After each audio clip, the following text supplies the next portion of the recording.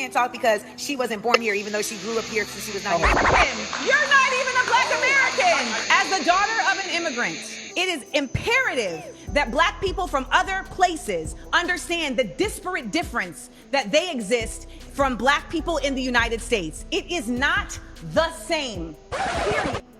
Well, Lovey can't talk because she wasn't born here, even though she grew up here since she was 9 years old. Amanda can't talk about being a Black woman. She's from the hood. Nope, because her father is Eritrean.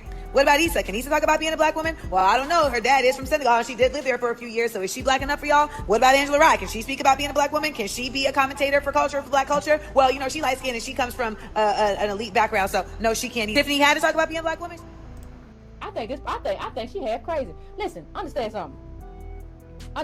First of all, I'm light-skinned. So I ain't never heard nobody say that you, as a light-skinned person, we come from slaves and slave masters. That's clear. And we had a whole bunch of other stuff with immigrants, where there were communities, where before the Irish became white, we have a whole cobbled together history that you obviously don't understand. And that's fine. You confused. You're not even a Black American. Can't talk because she wasn't born here, even though she grew up here since she was 9 years old. As the daughter of an immigrant, it is imperative that Black people from other places understand the disparate difference that they exist from Black people in the United States. It is not the same, period.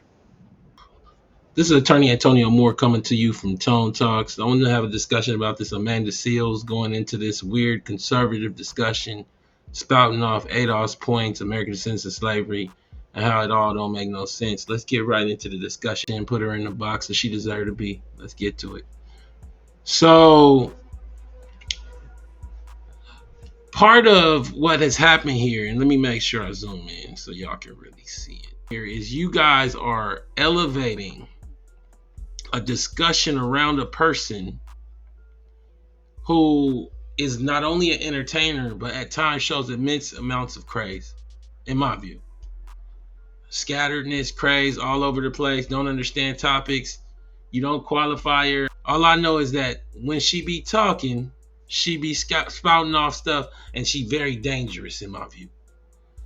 What Yvette Carnell recently said is she's a comedian actress, that's her field, and I agree. And to me, this is, like Yvette said, just a rebrand. What you cannot allow is for your politics to be a rebrand. Can we talk? So as I look at this discussion, and I look at Amanda Seales, I need you guys to understand that she didn't start in the right place. The reason I show both videos isn't to show growth, it's to show craze. Because I don't know if a lot of people have experienced that when topics hit the top of the market, you owe the top of the market a citation. And when I say the top of the market, this discussion of disaggregation did not exist in Black America prior to myself and Yvette Carnell triggering it.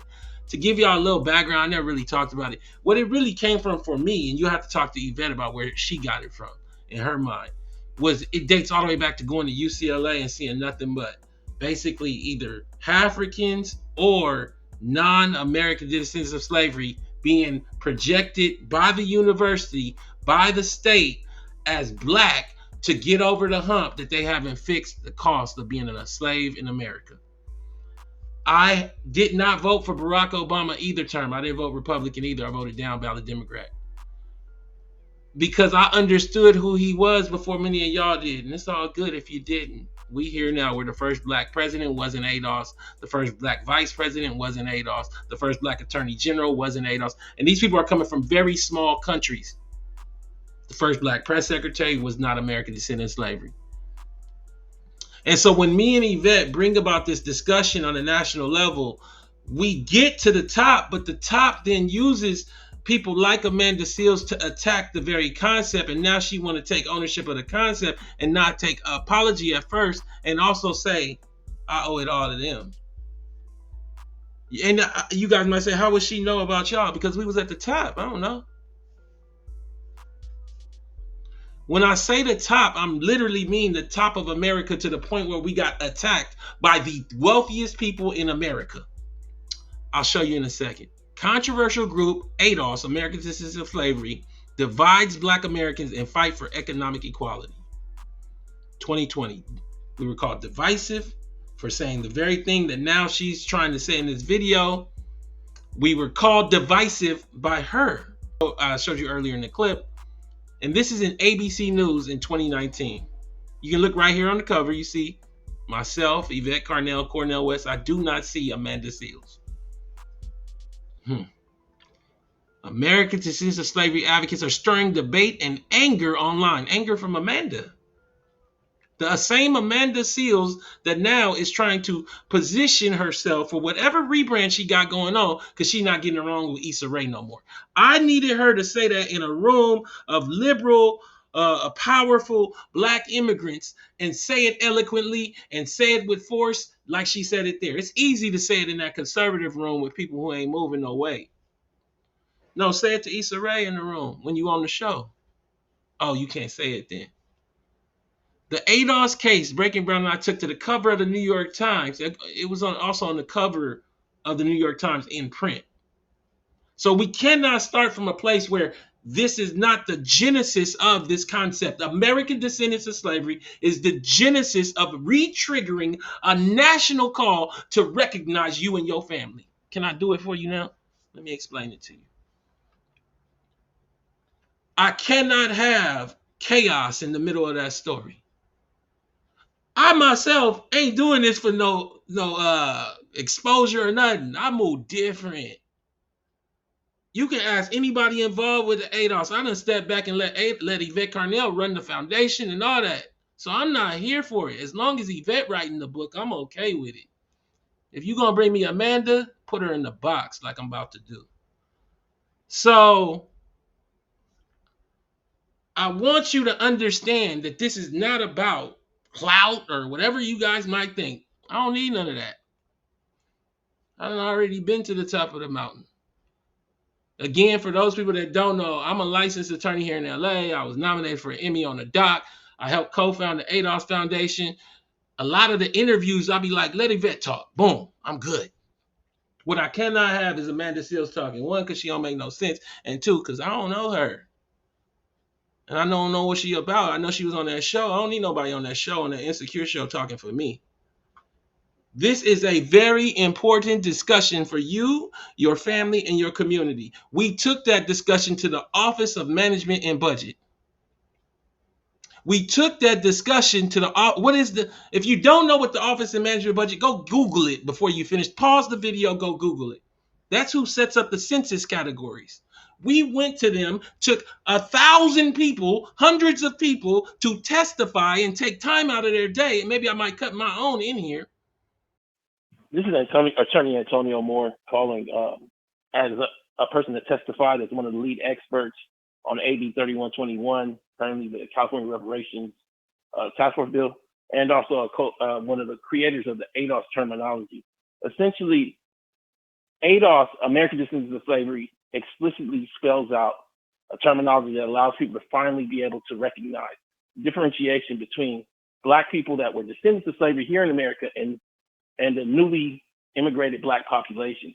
I recommend that the group that is deciding this read the book by Todd Hamilton, Immigration and the Remaking of Black America. In that book, you get a better grasp on the amount of Black population that came post, say, 1975, and the Black population that was here prior. Many of us believe we understand, but until you start reading those census data numbers, you really do not.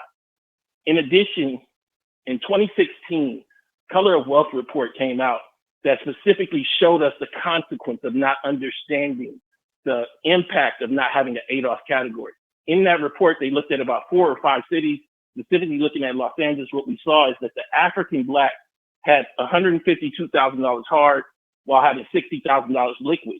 But when we in contrast that and looked at the US Black, they had a mere $30,000 hard and $200 liquid. What we're having now is there's been an entire erasure of a population by the fact that we have not created the category American Descendants of Slavery. In addition, I think that you cannot do the MENA category or Proposal 2 without addressing American Descendants of Slavery category 4. I think that what you'll end up having is a conflict where people may fit into 2 categories at once. I just wanted to also note that American Descendants of Slavery also uniformly fits with what the current census is using for American Indians, where you have American place first, and then you have a terminology after. It is important to have uniformity because people beyond just the black population will look to that term to define the group as well. I just wanted to lay those specifics out, and that's my time. And ask for disaggregation, because blackness don't matter no more. It's a devolved grouping. Part of what you have to understand, come on, is the part of the reason that blackness don't exist no more. This is the article from Bloomberg, which was City Lab. And what this Kenyan woman that moved here said is in Kenya, racism was a concept that existed only in books and never in conversation. Tribalism, what we live with daily, our identity was and still is ingrained in ethnicity, not in skin color. It explains why most Africans experience being called black or African for the first time when they come to America. So now you have a grouping where we, as ADOS Americans are using a terminology and including people that do not use that classification in their home space. And in addition, use that classification to create these shows and do these lovey things that she been doing. Okay. Cynthia Revo playing Harriet Tubman, and we ain't got no answers of whether her family traded slaves. Come on, man. It's different over here. We talking now.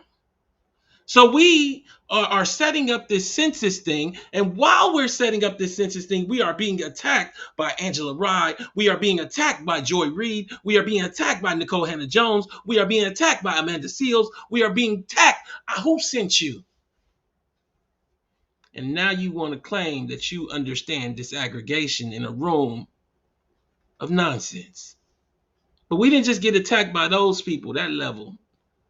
No. They did a Harvard paper trying to classify us as disinformation. I talked about COVID before everybody talked about COVID. You can go check the records. They did articles on it. But yet and still, they tried to weaponize COVID to say that we were disinformation and allied in part with Russians. None of it made no sense. What was happening is we could not awaken you to disaggregation. Because what happens if we do that is they realize we ain't gave them nothing. It's a cover-up going on. You can read for yourself. Go look. They put the paper out, had to retract it. Harvard don't retract nearly nothing. Why they retract it? Because they was wrong, and we different around here. Again, I'm not here for no clout. Like I said, I'm not president of no foundation or nothing. I'm not in no CNN interview. As long as it's vet, I'm good. If it ain't, I'm putting you in the box. The Harvard Kennedy School's Misinformation Review has retracted an article which claimed or misclaimed, as the case may be, that an African-American advocacy group discouraged blacks from voting for Democrat politicians and suppressed news about the COVID-19 pandemic. ADOS is short for American Descendants of Slavery and was founded by Yvette Carnell and Antonio Moore. So we at the top of America. So when you go and learn about this, the citations come back to us. Go use your chat GPT, see what it says. People might say, well, what about Tariq? He used to call us a godsend. He was doing the Haitian documentaries. He don't know nothing. Go check his back. Go check his background. He was doing the Haitian documentaries. Everybody came off of this. Now, this ain't just about this. It's about the fact that I don't need you talking about this to sell nothing. No book, no nothing. I need you here at the census. Was Amanda Seals at the census OMB talking when we needed her? Or was she on the Issa Rae show? I think she was on the Issa Rae show. You're not even a Black American. You can't talk because she wasn't born here, even though she grew up here since she was not here. You're not even a Black American. As the daughter of an immigrant, it is imperative that Black people from other places understand the disparate difference that they. Man, all this woman is saying is what ADOS been saying, but we didn't just say it to you in a room full of, I don't know who, with these little college students. We gonna scream it to the president, to the vice president, to the New York Times, to the Census Bureau, to Harvard. I'm telling you now that I cannot have this woman in my space for so many reasons. And one of the things that I wanted to just discuss is to frame it up, because a lot of y'all coming in now and congratulating her and saying, I'm not congratulating her, when you congratulating her and she been a problem the whole time, out here hollering and screaming about how what we doing with disaggregation is divisive, giving weaponry to call us conservative when actually all I am is a left-wing liberal. I mean, I wrote for inequality.org on wealth and economics for what? Like 2-3 years for free, just on the think tank. I wrote at a think tank for economic inequality. How is that not left wing? I'm more left than you, person watching the video. So we also had BuzzFeed basically talking about how we were being aligned as Russians. I don't know no Russians. That's how you get us marked as terrorists. Real black activists worry fake ones will drown them out on Twitter. We were complaining about how they were trying to devalue the voices of black folks. Go look up somebody named Kremlin. She black. I met her. She just had a joke on her Twitter. They tried to call her a Russian bot. That has all kind of effects on her life. You don't know what you're doing. That's how you just devalue somebody. But you have people sign up for that shit. Somebody need to ask Angela Rye who sent her. Because she started saying stuff about American descendants of slavery as well without having any information, and it sounds real scripted. So The Intercept even covers an article talking about the same Angela Rye that Amanda Seales just mentioned, the one that she left out the part about Angela Rye speaking on ADOS and us talking about politics, and went to her skin color when Yvette Carnell is light skinned. Black critics of Kamala Harris and Cory Booker pushed back against claims that they're Russian bots, and the person claiming we were Russian bots was Angela Rye. I don't know that woman. I don't want to know her. Somebody tried to link up. I ain't never told y'all. Somebody tried to link up a call between me and her. I said, I don't need to know her. For what? She said what she said. Stand on that square. And that's what I feel about Amanda Seales. Amanda Seales needs to stand on the square she was standing on. But what is that square? That square is scatteredness. So she claimed Grenada, and that's fine, and that's good. But what we're doing here is allowing people to say where they from, but not explain where they from. What you mean, Tom? I need you guys to start qualifying these people as experts on where they from. I don't want to know about a flag. I want to know about an export.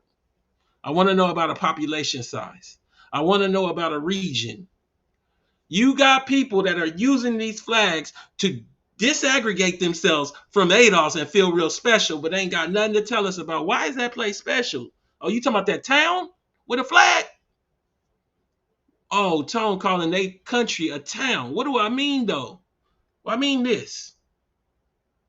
The population of Grenada is estimated to be around 117,000 people. Do people understand how small that is? Grenada's economy is heavily reliant on tourism and agriculture, particularly nutmeg and mace production. In 2023, Grenada's GDP was $1.32 billion. The country's main exports include spices, while its exports were total $39 million. Come on, bruh. So you got this flag in the middle of, come on, bruh. Just Fresno is 500,000 people. Bakersfield is 400,000. Sacramento, these are little cities in California. When we get to Los Angeles in California is 40 million people and our GDP is $4 trillion. And we have a flag, but we don't have no country. We're not a country. I need you guys to qualify what these people are when they say these things and show these flags, and whether they know even where they're coming from. I met a Nigerian girl that was half Nigerian, that ain't never been to Nigeria, telling me that she Nigerian, not American, when her mama was American and gave her everything that she had. Not that Nigerian daddy that never took you there. Oh. We not creating a boundary. And if you don't have a boundary, you don't have a group. Part of this video is to put that gate up. Y'all better get some self-respect or I'll put it in your chest. This is Tone Talks. Please go to tonetalks.net, subscribe, donate, and share. I just wanted to come to the discussion because get Amanda Seales up out of here. She don't know what she's talking about. Welcome to Tone Talks.